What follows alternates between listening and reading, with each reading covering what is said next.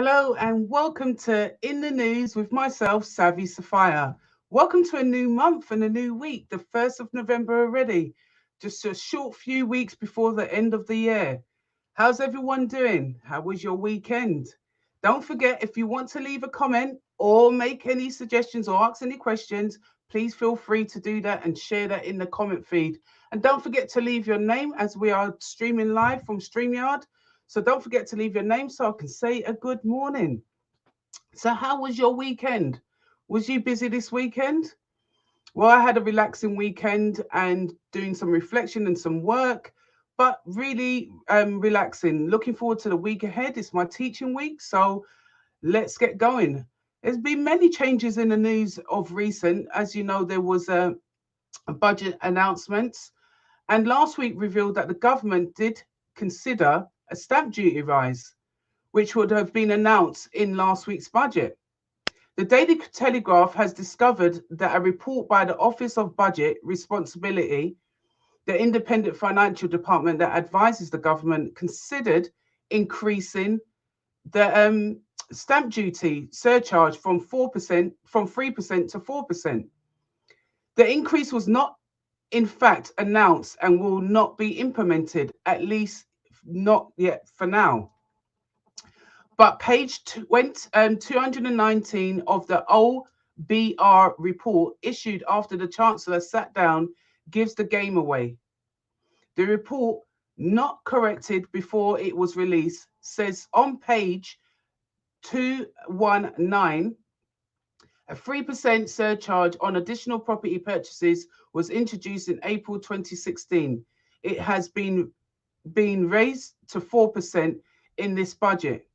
HMRC has analysed the response to its introduction and found that it was wrong. It was strong, sorry. However, the Telegraph analyse shows that an accompanying chart in the OBR report suggests it believes buy-to-let investors would purchase fewer properties and the tax would proportionately be less than might be expected. The 3% surcharge of buy-to-let and holiday home purchases remain in place throughout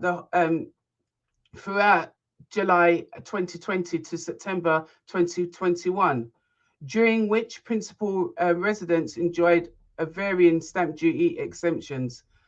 Good morning, Facebook user. I'm not sure who you are, but welcome and lovely to have you here. So what do you think about this? I mean, it's not going ahead. Let's be clear about that. But what do you think if it was to rise? Would you stop investing in property? Yeah, it's a really good question. I mean, if it goes up to 4%, who could really afford to still invest in property? And would it be something that you would have to really strongly consider? Or would you weigh out the pros and cons of paying that 4% against the potential profits or returns that you can make on your investment? Please feel free to share. I'd love to hear your opinion on this. So in avenues, agencies, number of homes selling after asking price dips as market softens. The proportion of properties selling above asking price has dipped according to Property Mark. A likely sign the market is softening at last. Even so, the proportion is still 27%, a buy down from 37% in August. The trades body latest market snapshot reflecting the position at the end of September says activity is still strong and sales agreed per branch rose from 9 in August to 11. The number of properties marketed stays at 23% per branch in September, the same in August. This figure is uncharacteristically lower and is at 44% decrease from September 2020. Agents attributes this low figure to what they call unrelenting demand, meaning properties sell faster than new ones are coming onto the market. Meanwhile, the average number of house hunters registered per branch stood at 458 in September, a steady increase from 435 in August and 428 in July. The number of sales made for first-time buyers is holding steady at 27%, a marginal fall from 28% in August. The number of buy-to-let sales fell from 11% in August to 9% in September. Property Mark's chief executive, Nathan Emerson, says figures from September tells an interesting story of a market that may beginning to shift. Sales being agreed has increased, but the number of sales achieving over the asking price has reduced, meaning we may start to see an end to the bidding wars that have been so prevalent. It's also interesting to note that although the number of properties available to buy is lower than we have seen before in September, it hasn't dropped since August, meaning just enough properties are coming to the market to satisfy demand. Good morning, Facebook user. I'm not sure who you are, so good morning to you. Lovely to have you here. Don't forget to put your name so I can say really good morning to you all. Thank you for joining me. In Avenues Finance, homeowners five cost saving steps for mortgage repayments. So if you're on a mortgage repayment, I'm going to read out 5 different steps you can take to reduce your mortgage repayments. Nisha, a mortgage expert in Uswitch, explains how homeowners can use low interest rates to their advantage and help make their mortgage more affordable. This is good news. UK mortgage interest rates are at its all-time low, yet many homeowners are still struggling. In fact, 1 in 10 homeowners have reported being unable to afford their mortgage repayments in the last 12 months. Now it's the time for homeowners to take action to make their mortgage more affordable. And the good news is that there are several options available to help bring down those monthly repayments if overpayment isn't an option. So 1, shop around. Avoid lapsing onto your standard variable, SVR. So when you're shopping around, once the minimum term on your mortgage ends, typically after the 2 or 5 years, you generally will go into the lender's SVR, standard variable rate. These rates are higher than the fixed rates you should avoid as much as possible. When your deal comes to an end, you should look at your remortgage options with the aim to move into a cheaper deal if you can. And remember, before you do that, before you know it's coming to an end, I always say, start speaking to a finance broker, start looking into what kind of mortgage deals you can get, because this would really help you when you come to remortgage, and start gathering the information that you need. That could be your credit report to make sure there's no adverse on that, because if you've missed previous payments, this could have an effect on you actually remortgaging. Make sure that you're in a steady job, or if you're self-employed, make sure all your accounts are up to date, so that the transition from your fixed rate that you have currently in place can go smoothly once you remortgage onto a lower rate, so it can help you bring down that mortgage payment each month. If you can remortgage early, then don't wait. With interest rates so low at the moment, now is the perfect time to remortgage and lock in a fantastic fixed deal. Therefore, customers might want to act quickly and on this, as the Bank of England has already said that the interest rates could increase to offset rising inflation. Get in touch with your lender to review your mortgage statement to see if you are close to the end of your current contract.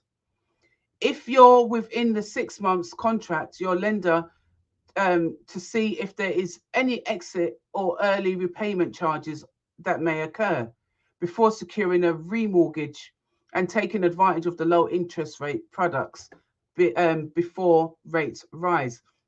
And there's another, oh, good morning, Emily. Lovely to have you here. And there's another reason to contact your lenders, because sometimes you may have an early repayment charge, but that kind of outstrips the remortgage, and especially if you're refinancing at the same time, it actually outstrips just paying back that the the charge that they will put on levy on you, it might work out. I always say speak to a broker, see what's best scenario for you to do. Speak to your lenders, see what the best way for them to handle your personal refinancing. But never leave it to the last minute, because you will go onto the variable rate, and this could be more than what you need to be paying. Extend your mortgage term to reduce, number 3, extend your mortgage term to reduce monthly payments. If remortgaging isn't an option for you right now, you might be able to reduce your monthly repayments by increasing the overall term of your mortgage. In the short term, doing this can give you some breathing room if you're struggling to make ends meet. However, be aware that you'll be tied into your payments for longer, over a longer period of time, and will pay more in the long run. So always make sure that you get this sorted out. Try to find out the balance there. Good morning, Maureen. Lovely to have you here as well. And 4, make a temporary switch to interest-only payments. If you're really struggling to make repayments, you might be able to change your mortgage to an interest-only. Compared to a repayment mortgage where you pay back both the loan and interest, with an interest-only, you just be paying back the interest of the loan. This should only be a temporary switch, as you won't be making a dent in the overall loan and will need to pay the overall capital back at the end of your mortgage term. Now, most people that have a residential property normally do a repayment mortgage, but there is some lenders out there now doing interest only or part interest, more interest than the capital repayment. So look into that. But also, when you're looking at a buy-to-let mortgage, most people do go onto an interest-only mortgage, and the simple reason is because it's lower payments. But however, they're looking to either sell the property at the back end of it to pay back the capital on it, or go on to a repayment mortgage. It depends on the kind of strategy that you're choosing to do. But never try to struggle alone. Always reach out to somebody and discuss your money and matters to them. You can reach out to us as well. You can see our contact details going across the bottom, and we can also help you organize refinancing any property that you have. Number 5, check to see if you have insurance cover. Another way to cut costs if you are worried about mortgage repayments is looking to see if you have insurance cover. Mortgage payment protection insurance, also known as accident, sickness, and unemployment insurance, can often help with mortgage repayments if your income has dropped due to sickness or recent redundancy. If you're unsure whether you're covered, check your mortgage paperwork or ask your lender or broker for advice on your insurance cover from when you set up the mortgage plan, or ask your mortgage or your insurance brokers who's ever helped you with setting up the mortgage.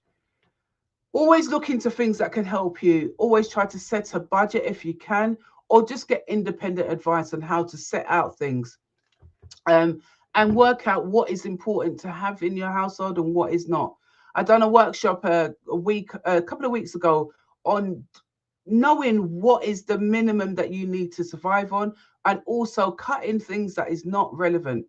And it was a shock for the group that I done a presentation with, because when I was saying having Sky TV or Virgin is a luxury, and if you want to save money, those are the things that should go. They were horrified. So there is things that you can look at, and if you want any help with that, I've got some free giveaways that I can give you. So please feel free to leave a comment, and I'm happy to share that, because there is things that you can work out that you can reduce your cost, and I'm happy to share that, so that's what you can do and save money, that you can go to the most important things like keeping a roof over your head. I like to help people in that space, because then people realize how much they're actually spending. Coffees every day, or just little luxury items that they don't see as luxury items. They just see it as a habit of a lifetime and keeping it up. But I always say there is luxury items that you can cut and save you money, and the time you come to the end of the year, you'll see how much you've actually saved. So please feel free to just drop me a line, Let me know if you'd like this budgeting sheet and I'm happy to send it to you. In avenues, the UK's scariest house price drop since last Halloween revealed. Perhaps the scariest thing to occur in the property market is the fall of the house prices. With the latest property market analysis revealed that which parts of the UK has witnessed the most house price drops since last Halloween. Since the start of the pandemic, or at least since the government's introduction of the stamp duty holiday in reaction to the pandemic, the UK housing market extraordinary prices growth has been widely reported. But despite the red hot market conditions, no less than 10 areas of the market has actually seen prices fall since last October. Nowhere is this more true with Lambeth, South London, where since last Halloween, the average house price has dropped by 9.4%, from 541,605 in October 2020 to 490,790 today, a decline in almost 51,000. Lambeth isn't the only area of the capital to see a frightening decline in the value of bricks and mortar. In the City of London, prices have also dropped by almost 67,500, from 824,402 to 756,917, an annual decline of 8.2%. Homeowners have also had a scare outside of the capital.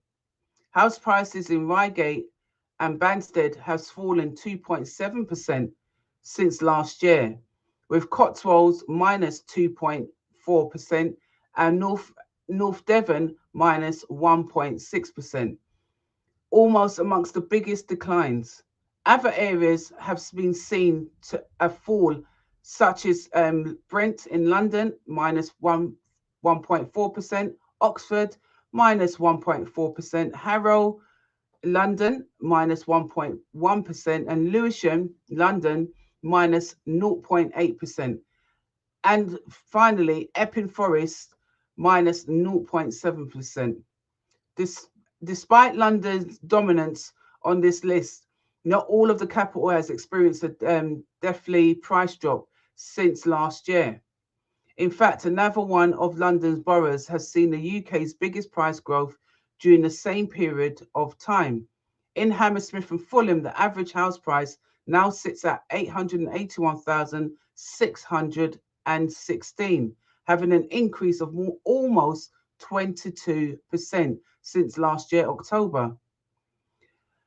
The general narrative of the last year also has been focused around explosive market growth across the UK, while the London market has largely struggled to keep pace. What do you think about that? Do you think there's been a massive struggle in the market? Do you think London is keeping up, or it's not? In some areas, it's got a low rate of figures of people, going to buy as property prices dropped. What's your opinion? I'd love to hear that. London features heavily amongst the 10 areas to have seen values decline since last year, October. However, it also accounts for the areas to have enjoyed by far the largest property price appreciation. Halloween often marks the start of a pre-Christmas winter rush on the housing market. So even if you live in one of the places where prices have dropped the most, the coming months still provide a good time to put your house on the market. And as demands rise, good prices can still be achieved. I've got a question here. Why such a large increase in Hammersmith? Probably because of the area. There's areas that look like they are in London and they're bordering London, and Hammersmith has got some available properties, and I think that's why the increase is there as well. They've got the stock, and when you've got a stock in a London area, a few news reports back, I did say that there was some still hot areas in London to buy, and Hammersmith is a good route to get into. Transport links are really good, favourable there. and entertainment is favourable there. So I think as much as people would look at Kensington as one of those areas, it's near to Kensington, it's near to Knightsbridge. Hammersmith sits in that space where it's very easy to get to. So I think that's why it's there, and it's not for no other reason. That's in my opinion. So in avenues, buy-to-let loans doubled to reflect the price and lifestyle changes. Paragon Bank is doubling both the maximum loan amount it lends on an individual property and the total buy-to-let borrowing limited with the company.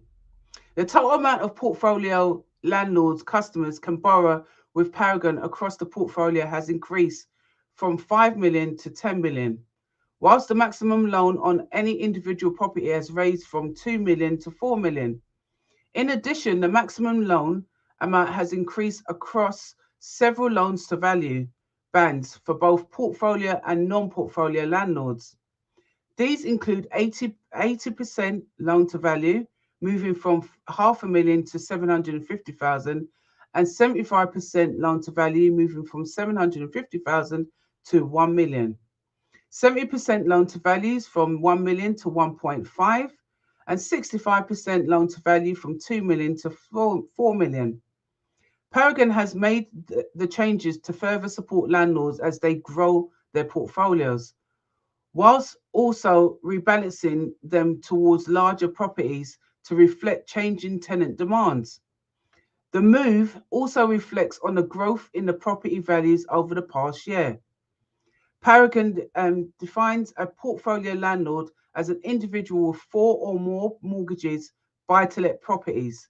Paragon Mortgages Director Richard Roundtree says, "We want to ensure we can support our landlord customers as they grow their business and thrive.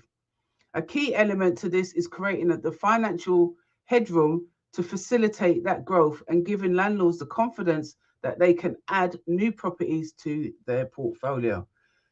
I mean, this is really a good support for getting into properties, and I know many of my members are getting into properties, so it's a very good thing for you to also look towards. So when you're looking at landlords' mortgages, please look at Paragon. In addition, they said they wanted to support landlords as they pivot their portfolios to adjust to social changes, such increased levels of working from home and the desire for more space. That translates into a greater demand for larger homes, which is one of the reasons why they have increased their maximum loan amount on individual properties. They are confident with these changes and will welcome landlords and mortgage intermediaries. So this is a good thing for you all if you're getting into the investment space and you're looking to build out your portfolio. If you already own 4 properties or more, it's always a good thing to go to places like Paragon to see what is available to you and at what rate. In avenues, landlords warn of over large-scale property fraud scam. Now, there's a reason why I highlighted this, and I will share it with you. There's a new warning to landlords purchasing properties about to spike in scams, which have been seen victims of defrauded out of hundreds of thousands of pounds. The Law Society of England and Wales has joined forces with the National Economic Crime Centre, which is the house within the National Crime Agent and Action Fraud, to issue flyers warning of the risk of paying division fraud. Criminals are actively targeting property purchases with the aim of tricking people into transferring over their house deposits and or the balance of the purchase monies to them. The frauds almost always involve criminal. The frauds also almost always involve criminals pretending to be the victims' lawyers to con them into diverting their payments to an account the crooks can control. They've stated here, "We are urging our members to share these flyers with their clients in order to help protect them from these highly sophisticated, cruel schemes," says the Law Society president, Stephanie Boyce. These frauds can involve huge sums of money and having a devastating lifelong impact on the home buyer and their personal finances. Solicitors and their clients can all play a part in making such crimes more difficult for the criminals. One buyer was scammed out of handing over 640,000. Emails between the buyer and their solicitor have been intercepted by the criminals, who were able to collect all the information relating to the house purchase. They then used a spoof email account, made it look like it was the solicitors, to request payment. Payment details was then provided on headed solicitors' papers via the spoof email, and the amount requested was exactly what the buyer had expected to pay. The victims was later advised that by the genuine solicitors that these payments had not been requested. Most of the money was recovered, all but wiping out the victims' equity and savings, leading to the collapse of their purchase. Buyers should be extremely vigilant if there appears to be any changes of the payment details, and always double check by calling their lawyers before they transfer their money, as emails can be intercepted or diverted. Payment division fraud is increasing, and it is vital to be alive, be aware that there are criminals out there. Now, what's my advice here? I always make sure, triple check, double check, is these the correct details that I'm sending? And I really admire banks like Starling. A few weeks ago, I was doing a transfer of funds for an investment property myself, and they blocked the funds. They wanted to do their checks in the background, despite it was my solicitor's details. They asked me to send in proof that it was the details sent from the solicitor's email account. All of these things my bank done on my behalf. So I do give kudos to banks like Starling, who is taking extra precautions before sending out your money. And that was a lot of money. And even at the lowest end of a couple of grand, they would stop those transactions until they've asked you to carry out your checks to make sure that you're sending it to the correct person. Because once you approve it and once it goes, that's it. They've asked you to do something. So, bear with the banks that are really trying to protect you and your money, and make sure that you're always in communication with your solicitor via the phone as well. Don't always take the word of an email. Some solicitor firms now send it via text, the details to transfer it to. Again, your emails can be intercepted. These things will happen, but you have to be aware of them as well. Keep your antennas up, because everyone there's majority of us is genuine people. We're honest working people, but there is always going to be fraud in every area of our lives. You get the telephone calls that tell you that your bank is telling you to, hand over details. Your bank is never going to ask you to do that. Be aware of these things. Be aware what your bank will and will not do. And if you're not sure, then just don't do it. If you feel uncomfortable with something, say, hey, I'm not prepared to send that money. I'm not prepared to take this call. I have to contact. And make sure when you do that, you hang up the phone. There's been incidences where they've intercepted your phone calls as well, and you think that you've hanged up the phone, and then you're going to dial it out again, and it's the same people on the line pretending to be your bank. There's too much fraud out there, and these fraudsters, they need to stop, and they're never going to stop, because they just think they're better than someone going out and earning the hard-earned money. And I think it's distasteful and disrespectful. But when it comes to property, it's a large sum of money that you're transacting. Make sure your money's going to the right place, your solicitors, because it's a lot of money that sometimes you cannot recover. So please be aware that this kind of fraud is happening out there. Always, no matter what walks of life you're coming from, always protect your money. Don't just fall for these hard scams, looking at emails and thinking that you're going to make money from it. Don't fall for those kind of scams. Always be vigilant about what you're doing and how you're doing it. And again, if you're unsure or unclear, please, it's either you get in touch with your solicitors, Go down and see your solicitors. Whatever you need to do to feel reassured that you're paying it or doing it to the right person, you do it. It's your money. You protect yourself. And solicitors, they will also protect you. And especially, as I said, kudos to my bank, Starling, who has put those facilities in place. And I'm not saying any other bank hasn't done it, but I bank with Starling and they have done it. And I give them kudos for doing that, because it does stop you. Yes, you could feel, oh, it's my money to know where I'm sending it. And you could get a bit rattled. I need to get this off. However, they're doing it for your protection. And when someone's trying to protect you and yours, you make sure that you follow their guidelines as well. Because then if it goes wrong, at least you both can say, we done all we could do to protect that money going out. So again, check out Starling and check out any bank that can offer that facility to you as well. It's always to be, my mum used to say, it's better to be safe than sorry. So in avenues, not enough landlords, says the budget does too little to clear the arrears. The budget revealed by the Chancellor does too little to help many of the struggling to pay their rents.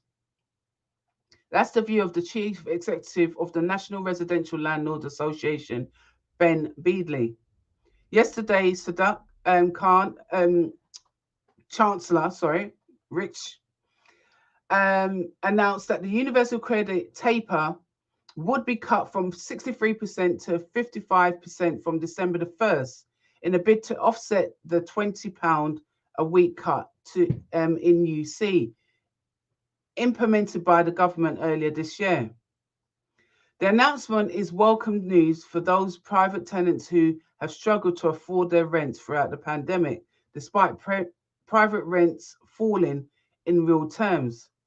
However, it does not undo the damage that previous decisions to freeze housing benefits rates in cash terms will cause. It's simply bizarre to have a system in which supports for housing costs will no longer track market rents. The Chancellor needs to undo this unjust policy as a matter of urgency. However, the NRLA did welcome some budget announcements, namely the pledge to bring forward exemptions for the shared accommodation rate for victims of domestic violence, abuse, and victims of modern slavery from October 2023 to October 2022. The doubling of the deadline for residents to report any paid capital gains after selling their property to 60 days, and sole traders and landlords having an extra year to prepare for making tax digital for income tax self-assessment, which will now be introduced until April 6, 2024. The campaigning charity Shelter has also commented on the absence of the solid measurement in the budget with regards to the rental sector. Housing costs are almost every family's biggest outgoing and the biggest worry. But there is very little in the Chancellor's budget to lighten the load. With no plan and no new money to build enough truly affordable social homes, thousands of families will remain caught in the relentless struggle to keep a roof over their head. While lowering the taper rate to allow people to work to keep hold of a bit more, universal credit is really good. It won't reach all the 5 million families hit by the recent UC cut, but it doesn't help people unable to work because they are sick, disability, or have young children to look after. The government cannot level up this country if it keeps missing opportunities to sort out the housing crisis. Until it commits to building 90,000 green social homes a year, families are going to continue to face an agonizing choice of whether to put food on the table or pay their rent. Now, what do you think about that? Do you think it's really a struggle to either keep the roof over your head or put food on your table? Let me have your opinion on that. Share some thoughts with me. Do you think the government should step up more and do something about this? Want to know. So, In avenues, are detached homes better investments than apartments? Well, if anybody knows me, I always say yes, it is, but let's see what it says in the news. New figures from the National Homes Building Council suggest that the popularity of detached properties has soared during the pandemic, prompting the questions as to whether more landlords should desert the traditional apartments and buy into larger units. In the third quarter of 2021, some 36% of new homes registered to be built were detached, much higher than 28% seen in the quarter 2020. Okay, whoever's saying sorry, Sophia, I got to hit the road, new job starting this morning. Whoever that is, have a lovely Monday. Thanks for joining me, and speak and touch base with you soon. And congratulations on your new job. Brilliant. So, what do you think? In the third quarter, detached new homes are now the most popular since 2002. Would you believe? There's been a shift away from flats in the third quarter of 2020. They were made up by 29% of new builds registrations, whereas the most recent quarter of 2021, they constitute as 29%. Stephen Wood, Chief Executive of NHBC, said, with new homes registrations up by a healthy 14%, the market remains buoyant. There is confidence in new homes despite the significant supply chain disruption presently being experienced.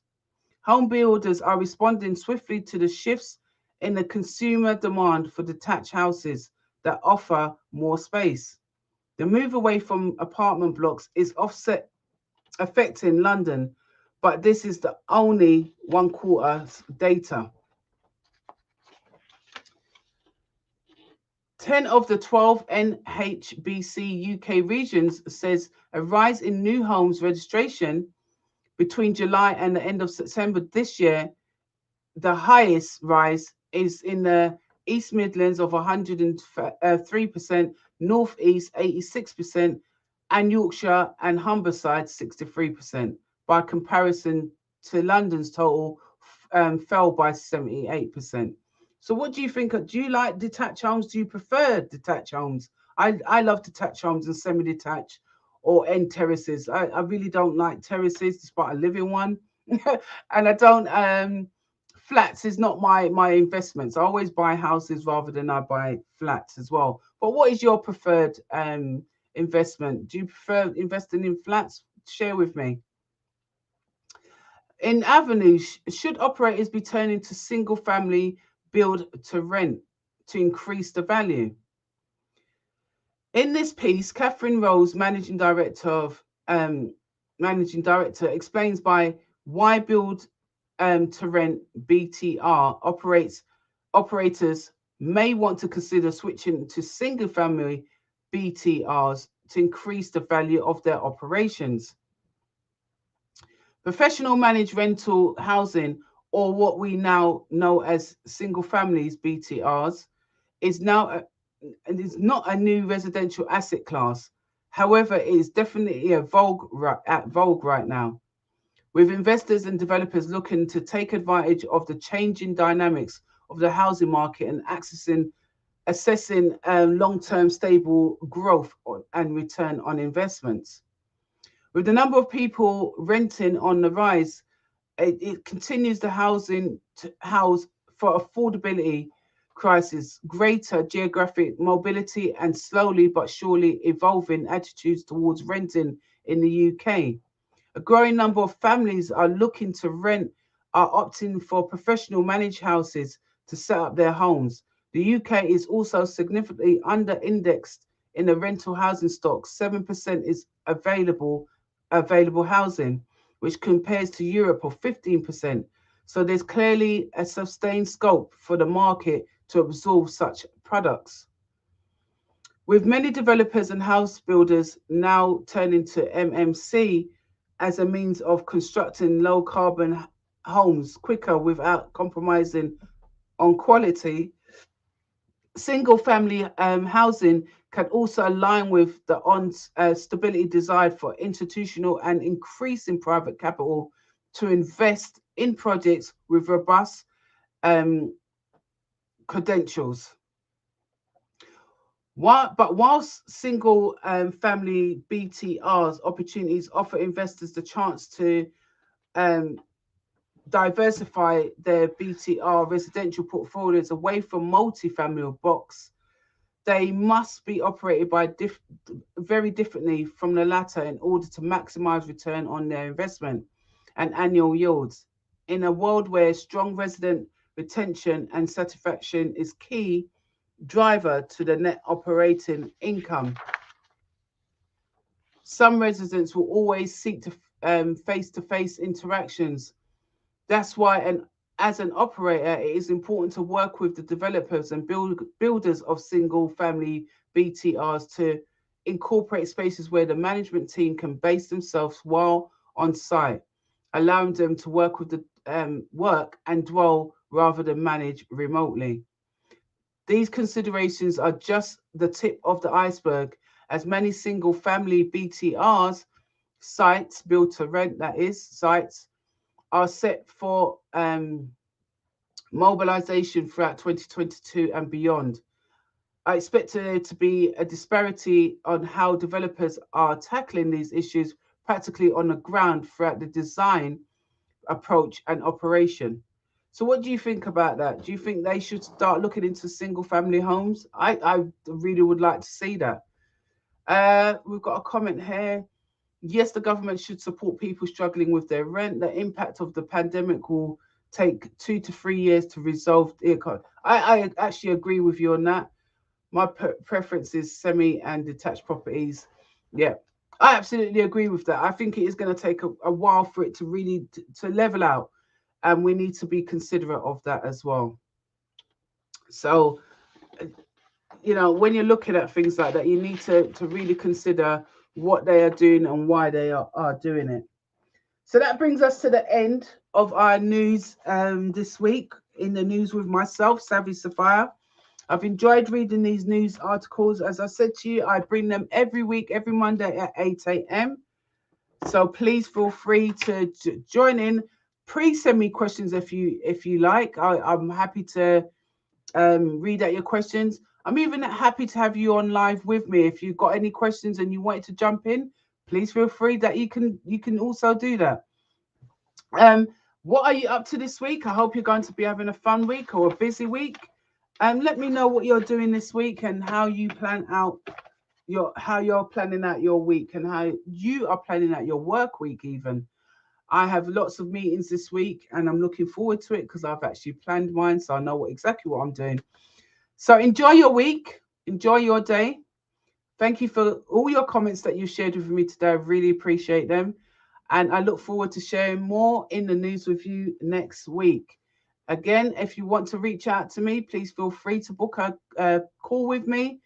And I'm happy to share any tips and tricks and any information that you need. As I said, please feel free to ask and I'm happy to share. Speak to you all soon. Bye for now.